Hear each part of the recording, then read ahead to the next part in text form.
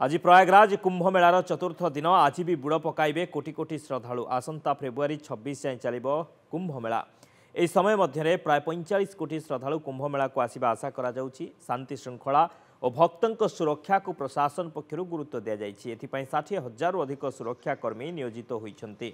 एथिरे अछन्ति 37,000 पुलिस कर्मचारी, 10,000 वरिष्ठ अधिकारी, 14,000 होमगार्ड, से 3,000 महिला पुलिस कर्मचारी, 250 जन महिला पुलिस अधिकारी, 20 कंपनी पीएसी, 45 पारा मिलिट्री और रैपिड एक्शन फोर्स एवं 7,000 अग्निशम कर्मचारी नियोजित होइछन्ति। समग्र कुंभमेला अंचल में लगा जाइछि 2,700 आर्टिफिशियल इंटेलिजेंस कैमेरा। भक्तों को सुरक्षा देवा लगी व्यापक व्यवस्था करा जाइछि। 7 स्तरीय सुरक्षा व्यवस्था करा जाइछि। 125 रु अधिक आम्बुलांस, 7टी रिभर आम्बुलांस नियोजित रहिछि। कुंभमेला अवसर में 13,000 ट्रेन व्यवस्था करा जाइछि।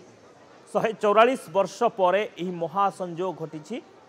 गोटे स्थान में गोटे घरे 4टी ग्रह अर्थात सूर्य, चंद्र, शनि और बृहस्पति अवस्थान करेंगे। आई समय स्नान कले वैकुंठ प्राप्तिर विश्वास रही।